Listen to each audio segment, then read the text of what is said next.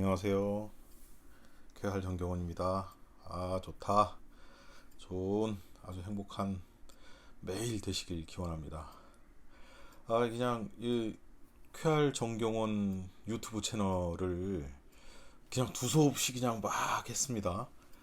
두서없이 막 했는데 그래도 이제 처음 보시는 분들도 계시고, 그리고 기존에 우리 뭐 카페나 블로그를 보셨던 오래된 회원분들도 계신데, 처음 오시는 분들을 위해서 그래도 옛날, 그래도 쾌활 보이차가 어떤 뭐 그 역사를 가지고 있는지 그 얘기를 먼저 드리는 게 맞지 않겠나라는 생각이 들어서, 오늘은 초창기 쾌활 정경원 그리고 쾌활 보이차가 어떻게 만들어지고 어떻게 뭐를 했는지 뭐 그런 이야기를 한번 해보도록 하겠습니다.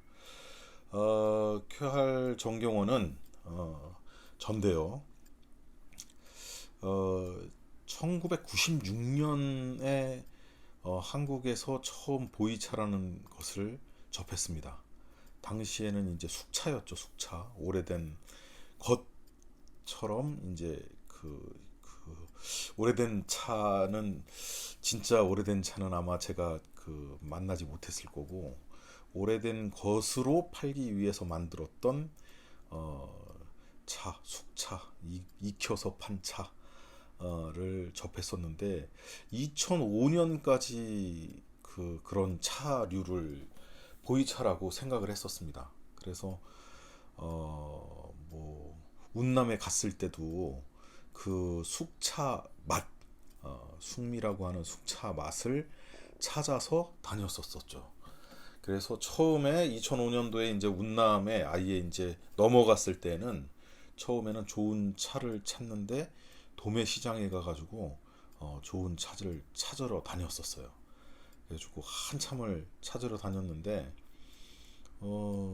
당시에는 이제 흙내 나는 차나 아니면은 지푸라기 썩는 냄새 나는 차, 그런 차들이 잘 익은 거로 소개를 한국에선 받았었기 때문에, 뭐 그런 차, 근데 그런 차 중에 약간 달콤한 향이 나는 차, 그 차를 찾아서 도매시장을 많이 다녔던 것 같아요. 군명에는 아주 커다란 그 도매시장이 네 군데가 있었는데, 그 중에 흉다 차업이라고 하는 그 북쪽에, 곤명 시내 북쪽에 위치한 차 도매 시장이 가장 컸는데, 주로 이제 거기를 많이 갔었죠. 가가지고 두지다가 보니까 운남에서 그 유통되는 보이차도 외지에서 들어온 차들이 운남 보이차로 둔갑됐다는 뭐 그런 이야기를 듣고, 그리고 그러면 그냥 산지 한번 가볼까? 옛날에 내가 차를 마시다가 어떤 그 스님께 들었던 얘기가, 아주 큰 나무가 있는데 거기 이파리를 한입 한입 따가지고 만든 차가 진짜다, 진짜 엄청 좋은 차다, 뭐 그런 얘기를 들은 기억이 있어서, 그러면은 내가 한번 거길 가보자 그러고 갔어요. 근데 당시에는 비행기로는 1시간, 정확하게 50분 정도 걸리고요. 곤명에서 시상반나 징원까지. 그리고 버스로는 한 12시간 걸렸었어요. 중간에 고속도로가 이게 다 정비가 안 돼 있었기 때문에 국도로 나가가지고 국도를 타고 뭐 넘어서 애례산을 넘어서 모짱으로 해가지고 무량산, 그리고 또 보이, 지금의 이제 푸얼 닝얼이죠. 닝얼 푸얼까지는 또 고속도로가 안 돼 있어가지고 12시간 걸리는 거리였어요. 도착하면은 또 시상반나 징홍에 딱, 징홍에서 징홍이 이제 세상반나의 중심인데, 저 시상반나는 어떻게 구성되어 있냐면, 동쪽으로는 멍나, 그리고 중앙에는 징홍, 그리고 그 서쪽에는 맹해, 멍하이가 있는데, 멍하이 쪽 가는 차들은 하루에 1시간씩 쭉 있었고, 그리고 2무 6대 차선이 있는 멍나로 가는 차는 당시에 하루에 3대, 그리고 가는 시간도 거의 뭐 6시간 걸린다는 거예요. 빠르면 뭐 3시간은 4시간, 뭐 그렇게 걸린다는 거예요. 그래서 그러면은 이무 6대 차사는 나중에 가고 그 멍하이 맹해 쪽으로 가서 오래된 차나무를 한번 보자. 근데 이제 곤명에서 커다란 지도를 이제 곤명에서 샀는데 거기에 보니까 차나무 표시가 딱 두 개가 돼 있더라고요. 남나산에 있는 게 차왕수, 그리고 파달산에 있는 게 차황수로 이렇게 기록이 돼 있고, 그 전체 지도에 세밀 지도에 딱 차나무 두 개만 기록돼 있고 나머지는 기록이 안 돼 있었어요. 그래서 맹해에 이제 그 징홍에 도착해가지고 징홍에서 버스를 타고 한 2시간을 가니까 맹해에 도착하더라고요. 지금은 뭐 1시간이면 충분히 갑니다. 2시간을 버스를 타고 가서 맹해에 도착하자마자 제일 오래된 차나무 어딨냐. 근데 택시가 없으니까 다 오토바이가 택시 역할을 대신했는데, 오토바이 서져 있는 데 가가지고 구차수 짠 알리 저 뭐죠? 차나무 오래된 차나무를 보기 위해서 어떻게 가야 되냐, 어디 있냐, 뭐 그런 걸 물어보니까 뒤에 타라는 거예요. 뭐 무조건 가야죠. 그랬더니 딱 탔는데 왔던 길을 다시 돌아가더라고요. 왔던 길을 다시 돌아가더니 딱 중간에 산에서 이제 산으로 막 올라가는데, 올라가서 도착한 곳이 바로 남나산 800년 차왕수 자리였습니다. 그래서 그 나무를 처음 보고 우와, 이거 감명 받았죠. 왜냐하면 매일 그 뭐지, 뭐 우리나라도 그렇고 중국도 그렇고 재배차밭에 뭐 허리나 무릎 뭐 그런데 오는 그런 아주 밀식돼 있는 콩나물처럼 쫙 심어져 있는 그런 차나무만 보다가 막 엄청 큰 차나무를 딱 보니까 뭔가 마음에 감동이 엄청나게 왔습니다. 그리고서 생각했던 게, 가만있어 봐, 여기에 있다면 다른 데도 있지 않을까? 라는 엉뚱한 생각을 하게 됐고, 그리고 당시에 이제 그 나를 데려갔던 그 분이 그 나무는 국가보호수다 라는 얘기를 하는 바람에, 그리고 또 그때 당시에도 철조망이 이렇게 쳐져 있고 막 그래가지고 이게 보호수인가 보구나, 이거는 따면 안 되는 건가 보다 라고 생각을 했는데, 나중에 보니까 그 주인이 따가지고 이게 뭐 하는 거죠.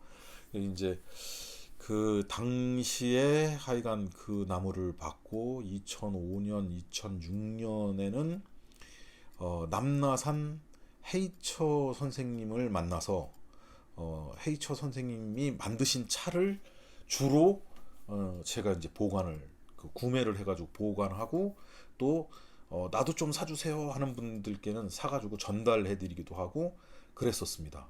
차왕수 나무가 그려져 있는 포장지인데 그 포장지에 있는 차들을 이렇게 전했죠. 그리고 그 당시에는 차나무 그러면은 이제 그 현지인들이 얘기하는 나무 수령이 뭐 맞다고 생각했는데, 나중에 보니까 그 다 맞지는 않더라고요. 왜냐하면 차나무 품종에 따라서, 그리고 또 차나무 지역에 따라서 이 차나무가 빨리 크는 나무가 있고 아무리 두꺼워도 늦게 자라는 나무가 있고 막 그러더라고요. 그래서 2005년, 6년은 남나산을 위주로 해가지고 차를 하면서 이무 6대 차산도 가보고 시상반나 주변에 있는 차나무 밭을 다녔습니다. 다녀보니 이무 6대 차산 쪽은 차나무가 내가 생각했던 것보다 너무 작더라고요. 작고, 그리고 뭔가 좀 여기서 하긴 좀 어렵겠구나라는 생각이 들어서, 사실은 이무 6대 차산 쪽을 그렇게 아주 집중적으로 가질 않았습니다. 가질 않았고, 당시에 또 그 이무 6대 차산을 포기하고, 그리고 이제 저는 이제 멍하이 위주로 해가지고 이제 막 돌아다니기 시작했어요. 그래서 뭐 멍송, 포랑산, 뭐 기타 등등 뭐 돌아다니는데, 2005년, 2006년, 2007년은 그래서 제가 뭐 딱 시상반나에 가면은, 당시에는 이제 그 개인 차가 없었기 때문에 뭐 비행기나 버스를 통해 가지고 내려오면 거기 이제 소수민족 복장을 한 그 분들이 막 환영을 하고 막 그러는데, 그래서 가봤어 봐라, 이게 맞아, 여긴 소수민족들이 그래, 운남은 중국 56개 소수민족 중에 27개 소수민족이 살고 있고, 그리고 시상반나 차산에도 소수민족이 살고 있는데, 그분들의 역사를, 그분들의 문화를 알지 못하면 내가 이분들을 이해를 못하겠구나 라는 생각이 있었고, 그리고 이제 곤명에 가면 서점에 들려가지고 소수민족 관련된 책들을, 그때는 뭐 한자를 그렇게 많이 알진 않았지만 못했지만 사진이나 또는 한자를 하나하나 찾아가면서 좀 이렇게 공부를 좀 했었어요. 그래서 한이족과 그리고 태족, 그리고 내가 시상반나에서 만났던 그 소수민족들, 뭐 이족, 뭐 향탕이족, 뭐 그런 소수민족들에 대해서 좀 그 식견을 조금 넓혔고, 그리고 현지에서도 이제 만나가지고 그 소수민족 집에서 있으면서 그 뭐야 같이 밥도 먹고, 그리고 이런저런 뭐 필담, 그렇죠, 필담을 하고 하면서 이게 친해졌던 것 같아요. 친해졌고, 그리고 어, 그 가장 조금 뭐지 경계해야 될 부분 중에 하나가 뭐냐면, 무조건 믿으면 안 되더라고요. 그러니까 소수민족 중에는 그 마음이 좀 시꺼먼 분들이 계세요. 그래가지고 딱 가면은 이거 고차수야 그러면서 이제 외국인이니까 외국인 가격 되게 제일 비싼 가격에 주면서 이것밖에 없어 그리고 딱 줬는데, 다음날 가보면 또 다른 사람한테도 그런 식으로 파는 분들도 계시고, 현지에 갔다 그래가지고 좋은 차를 구할 수 없구나. 그리고 제가 언젠가, 그렇죠, 원광대 그 디지털 대학교에서 강의할 때 이런 말씀을 드린 적이 있었어요. 해처 선생님께서 주신 차를 가져와가지고 먹는데 위가 너무 몇 달 동안 아파서, 그 한 편을 다 먹는 동안 2달 반 동안 아파서, 그래서 내가 그냥 몸이 안 좋은가 보다. 이 좋은 차 내가, 왜냐면 가가지고 고차수를 차나무도 받고, 그리고 그분이 만들었다는 이 차를 가져와가지고 내가 먹는데 위가 왜 이렇게 아프지? 아마도 이게 너무 좋은 게 들어가니까 그 뭐야 내 위가 안 좋은 것들을 좋게 하나 보다 라고 무식하게 생각하고 그 차를 다 먹었는데, 다 먹고 나서 느낀 거는 뭐냐면, 이 차가 아닐 수도 있겠구나, 고차수가 아니라 재배차 드릴 수도 있겠구나 라는 생각이 들었고, 그리고 그 다음 해에는 가서 2006년도에는 아예 가가지고 뭐냐면 처음부터 그 딸 때부터 시작해가지고 만들어질 때까지 기다리고 있다가 그걸 가지고 왔습니다. 그리고 2007년에는 그래, 여기뿐만이 아니라 다른 데도 분명히 좋은 차나무가 있을 거야.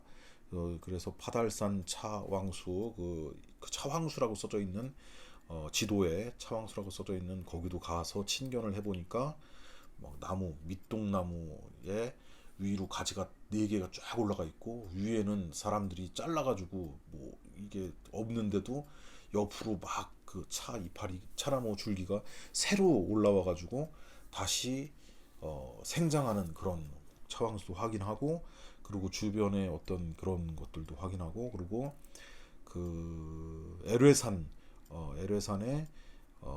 2700년 야생 차나무도 친견을 하고, 그리고 대설산을 또 갔죠. 대설산에 가서 대설산 3000년 차나무를 또 친견을 하고, 그러고 그러면서 와 고차수가, 그래, 이 차산의 거리가 뭐 서울에서 천안 또는 서울에서 속초, 뭐 서울에서 뭐 목포, 뭐 서울에서 부산 정도 이렇게 서로 다 떨어져 있는데, 그래서 이렇게 나무가 다른가? 라고, 왜 다르지? 이게 품종을 어떻게 구분해야 되지? 이파리 보고 구분해야 되나? 가서 봐. 문남은 다 대업종 아닌가? 뭐부터 시작해가지고 많은 궁금증들이 막 폭발되기 시작하는, 만들어지기 시작하는, 그래서 막 부풀어 오르기 시작하는 그런 시기였고요. 그리고 거의 대부분 이제 고차수 같은 경우에는 사람들이 당시에 2005년, 2006년, 2007년까지만 해도 올라와서 고차수를 요구하는 사람들이 그렇게 많지가 않았어요. 링창 지역은 거의 없었다고 보고요. 그리고 시상반나 지역은 이무정산 쪽으로 가가지고 차를 요구하는 오래된 차를 요구하는 사람들은 있었지만 고차수를 달라고 요구하는 사람들은 없었거든요. 근데 당시에 제 생각에는 이 고차수가 반드시 뜰 거다 라는 생각이 아주 확실했습니다. 왜냐? 어, 이게 진짜니까.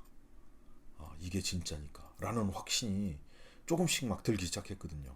그리고 그러면서 숙차, 이게 오래되면 숙차가 되는 줄 알았어요.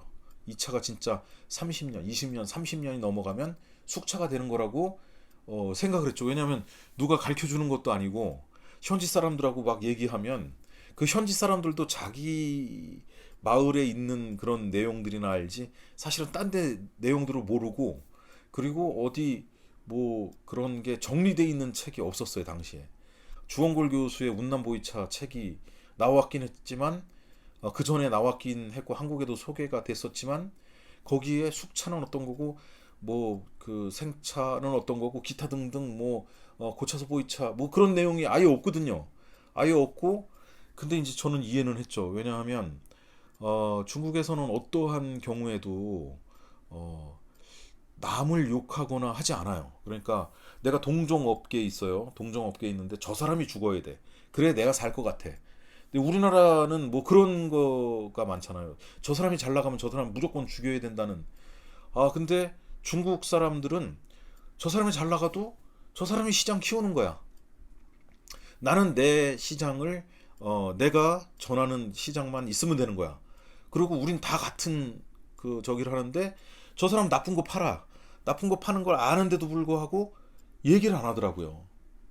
설령 진짜 양잿물을 팔아도 양잿물을 타가지고 팔아도 얘기를 안 해. 나중에 그 중국인들의 마음을 몇 년 후에 이제 읽고 나서 보니까 그런 마음이었어요. 뭐냐면 야, 다 먹고 살자고 하는 거잖아. 다 밥 먹고 살자고 하는. 그러니까 그 사람들은 밥 먹는 게 우선인 거야. 어. 우리는 의식주. 우리는 돈이 생기면은 맛있는 밥을 먹으러 가는 것보다는 좋은 옷을 사. 좋은 옷을 사 입어야 뭐 거지도 때깔이 좋아야 이제 얻어먹는다고. 그리고 뭐 하여튼간 우리는 머릿속에 잠재돼 있는 게 좋은 옷, 그 다음에 맛있는 음식, 그 다음에 집을 사. 근데 중국은 집부터 사고 밥부터 먹고 그 다음에 옷은 맨 마지막이에요. 그러다 보니 아주 진짜 초창기, 지금은 조금 많이 바뀌었지만 2005년, 6년, 7년, 8년, 9년, 10년, 2010년 뭐 그 시진핑 전에 후진타오 때까지만 해도 만나는 정말 엄청 잘 사는 중국인들은 정말 너무너무 수수하고 검소하고 집에 가보면 아무것도 없고, 그리고 근데 차는 되게 좋은 차 몰고 다녀. 왜? 자긴 살아야 되니까. 근데 더 웃긴 건 뭐냐면 무슨 뭐 모임이나 있고 그러면 차는 저 멀리 무슨 대학교 운동장 뭐 그런 데다가 세워놓고 한 1km, 2km를 걸어가더라고요. 왜 걸어가세요? 야, 내가 부자인 걸 알면 내 아들이 당할 거 아니냐. 그러면 어떡하냐. 뭐 그런 마인드였어요. 그런 마인드. 그러니까 좀 그 뭐야 그 우리가 생각하는 마인드하고는 초창기 중국 부자들은 다른 마인드를 가지고 있었던 것 같아. 근데 하여간 2005, 6, 7년의 쾌활 정경원은 그런 아주 그 뭐지 그 내 머릿속에서 보이차가 정확하게 그 정립이 안 된 시기였어요. 근데 2007년에 링창 2006년 가을에 링창을 가봐가지고 링창에 노빙도를 갔는데 차나무가 엄청 큰 거예요. 그래가지고 야, 이 정도 크기면 내가 시상반나에서 보지 못한 크기의 차나무구나. 가서 봐, 이게 1000년인가?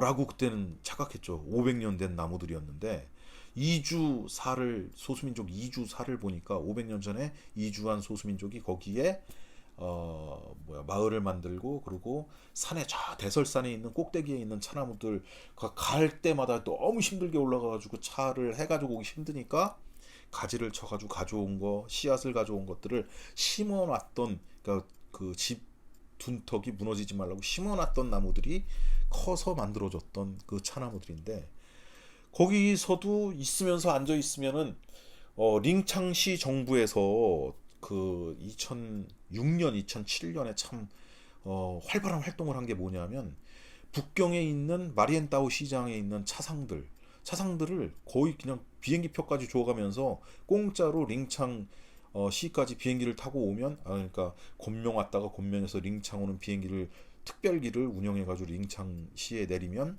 그분들을 찝차에다 다 태워가지고 차산을 구경시켜 주는 거예요. 차산을 구경시켜 주는데 어딜 많이 보여줬냐? 지금 여러분들이 다 알고 있는 노빙도, 라오빙다오라고 하는 노빙도, 그리고 시구이, 그 석귀라고 하는 시구이.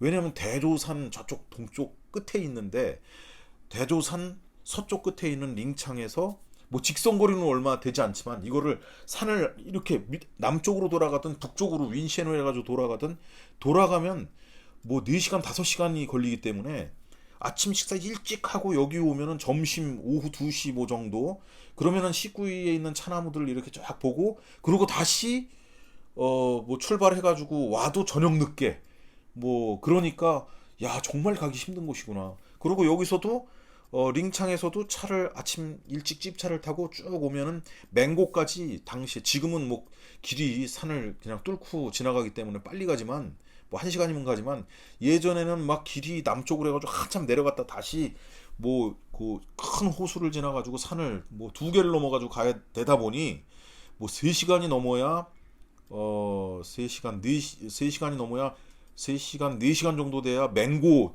전에 도착하는데, 맹고전에서 또 이 노빙 또 라오빙다오가 거의 그 진흙길이었기 때문에 막 공사 뭐 난리, 뭐 찝차 아니면 갈 수 없는 길, 비만 오면 다 무너지는 길, 뭐 질펀하고 이게 뭐 갈 수가 없는 길이에요. 그런 길이다 보니까 뭐 여기도 아침 새벽에 일찍 출발해가지고 가야 오후 2시 정도 돼야 이제 노빙도에 잠깐 들렸다가 노빙도 차나무들 쭉, 뭐 마을에 있는 차나무입니다. 어디 따로 떨어져 있는 게 아니라 마을에 있는 차나무들을 보고 그러고 가는 거예요. 근데 오는 사람들을 내가 보니까 막 카메라도 엄청 큰 카메라에 막 사람들이 우르르 왔다가 그냥 구경만 하고 그냥 가. 그래서 제가 있는 동안에도 왔다 간 걸 봤습니다. 그래서 저 뭐야 그랬더니 링창시 정부 공무원들이 지금 링창의 차를 이렇게 살리기 위해서 이게 하는 거다, 노력하는 거다, 뭐 그런 얘기를 들었습니다. 그리고 거기서 이제 대설산 가는 길도, 삼천년 차나무 보러 가는 길도 맹고에서 올라가야 되거든요. 당시에는 꺽마, 저쪽 저 서쪽 편 꺽마에서 올라가려면은, 꺽마도 사실 너무 조그만 동네고, 그리고 뭐 여관이나 뭐 그런 시설들도 별로 없고, 맹고도 당시에는 그 저기 뭐야 차향 빈관이라고 하나밖에 없고, 저 그 밑으로 한 1시간 정도, 1시간이 채 안 되게 한 30분에 1시간 사이 내려가면은 쌍장이라고 하는 현이 있는데, 쌍장에는 좀 그 좋은 호텔들이 있었어요. 그러니까 그분들을 쌍장에서 재우고 이렇게 뭐 해가지고 하는 활동들을 했는데, 저는 야 그거 다 필요 없다, 우린 열심히 차나 만들자 해가지고 차 열심히 만들고, 뭐 근데 이제 그 친구들이 물도 막 뿌려가지고 주는 차를 받아오다 보니 이게 홍차처럼 막 들떠가지고 다음에 그 이걸 버려야 되나 고민하다가 그래도 보이차 방법을 한번 만들어보자 했던 게 반전 발효 보이차. 정말 막 달고 맛있었던 차. 그래서 아 홍차도 만든 다음에 기납을 해도 오랫동안 갈 수 있겠구나라는 확신이 들었던 그런 경험. 그리고 그런 차들을 딱 만든 다음에 2007년에 찝차에다가 홍메이라고 불리웠던 그 사실은 찝차 2006년도에 제가 이제 구매를 해가지고 그 차에 2007년도 직접 만들었던 쾌활 정경원이라고 썼던 그 포장지, 그리고 또 그 남나산 헤이처 선생님의 차 포장지, 그거를 한 거를 대광줄에다 싣고 찝차 위에다 올린 다음에 그거를 몰고서 북경까지 관마대도로 한번 가본 거예요. 왜냐하면 야 이거 뭐 보니까 보이차 공차 만리행 그래가지고 공차가 이무정산을 출발해가지고 그리고 운남을 지나서, 그리고 그 장강을 넘어서 사천성을 지나서 다시 섬서성으로 해가지고 섬서성에서 장안 그리고 낙양 뭐을 지나서 하남성 정주를 해가지고 뭐 한단으로 해가지고 북경으로 전해지거나, 아니면은 함곡관에서 강을 황하를 넘어서 바로 그 산서성으로 해서 산서성 타이유엔으로 해가지고 북경으로 넘어갔다. 뭐 그런 그 썰들이 있었고, 그리고 실제로 2005년 6년에 100마리의 말에 5톤의 차를 싣고, 그리고 100명의 소수민족 복장을 한 사람들이 5개 차창이 예, 후원을 받아가지고 사실은 이 차창들의 차를 숙차를 싣고 갔습니다. 5개월 22일 동안 걸어가지고 북경 도착해가지고 그게 이제 완전히 이슈가 된 거였어요. 그래서 가서 봐. 그러면은 당시에는 보이차 그러면 무조건 발효차, 후발효차 뭐 그러니까 이게 가면서 그런 그 먼 길을 가면서 발효했을 것이다 라고 사람들이 믿었고, 그리고 또 저도 가서 봐. 그러면은 그 길을 한번 가봐야 되지 않나? 라고 생각해가지고 싣고서 막 갔는데, 가서 보니 가만있어 봐라. 이거 운남만 빠져나가는데 최하 진짜 빨리 가도 시상반나에서 저 장강까지 가는데 한 달, 또는 한 달 반, 아니면은 뭐 진짜 뭐 길이 끊어지거나 뭐 그러면 2달. 그리고 거기서 사천성을 또 넘어가는데 이 습도가 거의 98%, 98%는 물 아닌가 할 정도로, 사천 4개의 천이니까 천이 흐르는 거니까 장강이 4개로 찢어져 가지고 흐르다가 한 뭉텅으로 해가지고 장강이 만들어져서 내려가는 거다 보니 너무 습이 많은데, 이 습에 가서 보이차가 완전히 다 막 익어버렸겠네. 그러면은 100개를 가져갔으면 몇 개 안 남았겠네. 가서 봐. 그러면 거기서 또 금우도라고 하는 사천성과 섬서성 경계가 이게 거의 100km가 넘는데, 그 100km가 어마어마하게 높은 산을 넘고 또 산을 넘고 산을 넘어야 되는데, 그 산을 넘어가는 과정에서 산적들을 만나면 어떻게 할 거냐. 이거 다 뺏기는 거 아니냐. 그 절벽인데 말들이 갈 수 있었겠나. 잔도를 만들어 가지고 막 가야 되는데, 야, 잔도가 이거 버텼겠나. 막 별의별 생각을 다 하면서 그 산을 넘어서 빠오지 보게에 도착을 하니까, 이 뭐냐면 여기서부터는 황토고원의 아주 건조한 지역이 딱 펼쳐지면서, 야, 이건 뭐 이거 어떻게, 야, 그래서 장안을 거쳐서 낙양을 거쳐서 이렇게 쫙 해가지고 북경까지 찝차를 타고 한번 가봤습니다. 가봤는데 이거 도저히 가서도 어떤 생각을 했냐면, 야, 이건 진짜 죽을 길이구나. 그래서 보이차가 비싸졌나 보다. 그리고 황제가 인정을 했나 보다라고 그때는 첫 번째 갔을 때 그렇게 생각을 했어요. 의구심 반 뭐 이게 뭐 하면서 많은 생각을 하면서 갔다가 북경에서 돌아올 수는 없다. 북경에 도착한 보이차가 분명히 조선의 왕에게도 전해졌을 것이다. 라는 어디 문헌에서 본 것도 없고, 그런데 자, 압록강까지 간다. 그리고 연암 박지원이 갔던 연행록에서 갔던 길을 찝차를 타고 가는 겁니다. 가서 압록강에 딱 도착했는데, 그 뭐 감개무량 뭐 점점점. 근데 이제 웃을 수가 없더라고요. 왜냐하면 뭐 북한이 가로막고 있으니까. 그리고 분단된 조국의 현실을 생각해 보니까 너무 참담하고 암담하고 막. 그리고 중국은 막 2007년 당시에 막 발전하고 있는데, 압록강 너머의 신우이주를 보니까 정말 어서 참 너무, 이거 너무 차이가 너무 많이 나는 거죠. 밤에 보면 불빛이 막 휘황찬란한데 저쪽은 막 한숨 나오는 뭐 그런 상황. 막 하여튼간 그런 걸 보면서 기쁘지만은 않았습니다.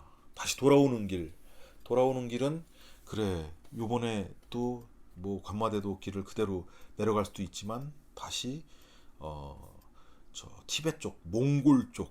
왜냐하면 차마 고도, 그리고 또 뭐냐면 차는 변방의 오랑캐들하고 뭐 거래가 됐다 그러는데, 몽골 쪽에 차를 마시는 풍습은 어떤가 보니까 걔네들은 이제 많이 변했겠지만 뭐 설탕도 집어넣고 뭐 여러 가지를 집어넣어서 그냥 차 하나만 이렇게 우려서 먹는 게 아니라 여러 가지를 같이 집어넣어 가지고 만든 차들을 봤고, 개환에다가 넣어가지고 먹는 걸 봤고, 그리고 티베트 쪽으로 가니까 티베트 쪽은 또 수유차라고 그래가지고 수유차를 막 만들어서 먹는데, 사천성 참화고도를 이제 올라간 거죠. 사천성 청두에서 그 예안으로 해가지고, 예안에 이제 팬더의 고향인데, 예안으로 해가지고 집차를 타고 올라가다가, 티벳은 퍼밋이 없으면 못 갑니다. 그래서 라싸를 바로 가려고 하다가 누적 피로가 온 거예요. 운남을 거쳐가지고 북경 압록강까지 가가지고 돌아오니까 거의 두 달이 됐는데, 두 달이 되니까 이제 온몸이 너무 힘든 거야. 왜냐하면 뭐 밥을 제대로 먹었겠어요. 그 이제 휘발유만 넣으면 달리는 거고, 하루 종일 뭐 하루에 10시간씩 달리고, 막 그 비포장 고속도로도 아닌, 당시에는 고속도로가 개통이 안 돼 있었기 때문에 다 그 국도로 해가지고 넘어가고 막 그런 길들을 갔는데, 갔다 올 때쯤 되니까 완전히 막 진짜 그 피로가 어마어마하게 온 거예요. 그래서 짬바라고 빠바라고 하는 그 뭐 둥글 떡, 저 뭐야, 칭코로 만든 그거 먹으면은 씹히지도 않고 아무 맛도 없는데 살아야 되니까 먹는, 그런 거 먹으면서 곤명으로 돌아와서, 야, 그래도 우리가 관마대도 갔다 왔는데 보이차가 갔던 차마고도길 라싸까진 가봐야 되지 않겠나? 라는 생각이 또 불끈 들어서 다시 짐을 챙겨가지고 라싸까지 또 갑니다. 라싸까지 운전을 하고, 라싸를 정말 어렵게 이 퍼밋 없이 갔거든요. 그냥 만약에 걸려가지고 가라 그러면 다시 돌아오자 라는 마음을 가지고 그냥 막 갔습니다. 그래가지고 바리케트 있으면 밤에 막 지나가고, 잠시 뭐 밥 먹은 사이에 지나가고, 아주 북경 도착, 저기 라싸 도착해가지고 며칠을 있는 동안, 그때 이제 저를 믿고 후원해 주시고, 그리고 또 뭐 이렇게 격려해 주신 분들께 라싸 어렵게 도착했습니다. 믿습니다. 뭐 그런 메시지도 딱 하면서 3일을 있다가, 그리고 이제 내려왔습니다. 내려오는 길에 또 바탕으로 해가지고 딱 오다 보니, 사천성, 지금은 사천성이지만 옛날에 티베트 땅, 동티벳을 내려오면서 그 티베트인들과 살짝 빙의 되기도 했어요.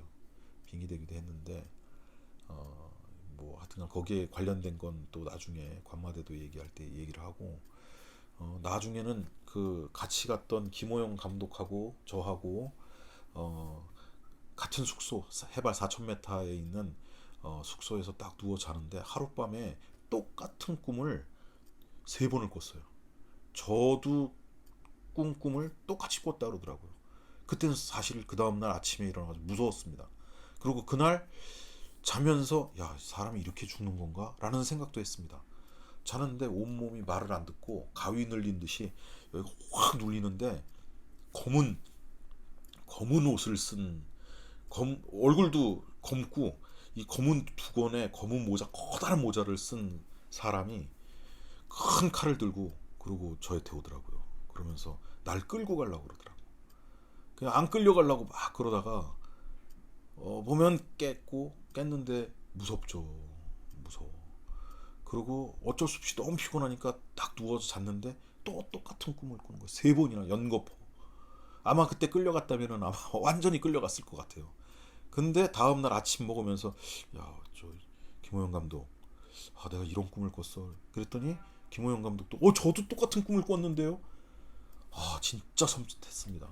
나중에 알고 보니 그 바탕 지역에서 10만이 넘는 티베트인들이 죽었다 그러더라고요. 독립운동하는데, 얘네들을 뭐야, 티베트 독립운동하는데 칼하고 활하고 들고 나왔는데, 저쪽엔 기관총 들고 나와가지고 막 다다다 그냥 끝났다는 그런 얘기를 듣고서, 야, 거기가 한이 어마어마하게 맺힌 동네구나 라는 생각을 했습니다. 그리고 그 이후에도 이제 라싸를 직접 차를 몰고 몇 번을 가는데, 가면서 그 호텔에서 자는 게 무서운 거예요. 진짜 무서운 거야. 근데 그 호텔밖에 없어 거기. 참. 하여튼 그런 곳이 있고요. 2007년까지 정말 좋은 보이차는 뭔가, 그러면은 가스바 방향을 설정하자. 고차수 보이차로 하자. 고차수 보이차를 잘 만들어서 잘 보관을 하자. 내가 한 편 한 편 나의 노후를 위해서 한 편 한 편을 지금 내가 젊었을 때, 당시 나이가 35이었는데 젊었을 때 이걸 만들어 놓자. 아마 30대였기 때문에 그런 무모한 그 뭐지 여정이나 뭐 그런 게 가능했고, 뭐 해발 2300, 2400은 뭐 그냥 껌처럼 올라가 가지고 차 막 진흙벌 뭐 차 막 박히고 막 그런 거를 지혜롭게 다 피해 다니고, 뭐 링창 같은 경우에 갔다가 다시 돌아오는데 갔던 다리가 통째로 없어져 버려 가지고 이건 뭐냐? 어떻게 가야 되지? 100km를 돌아서 다시 산을 돌아 가지고 가는 옛날 길. 아, 그래서 가장 안전한 길은 새로 뚫린 길이 아니라 옛날 사람들이 갔던 길이구나.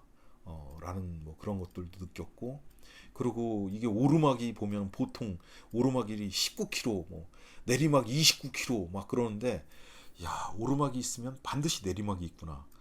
그런 어떤 인생이라고 하나요? 뭐 그런 것들도 거기서 길에서 배웠던 것 같아요.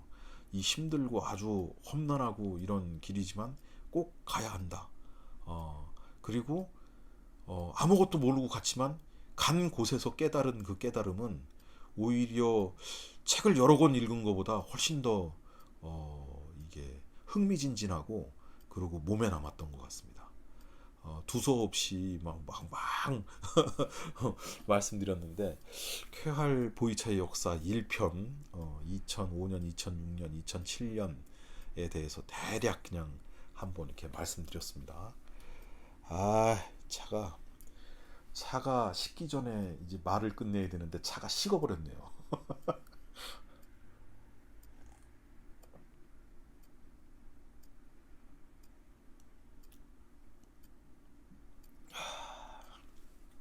행복하다. 좋은 매일 되시길 기원합니다. 감사합니다.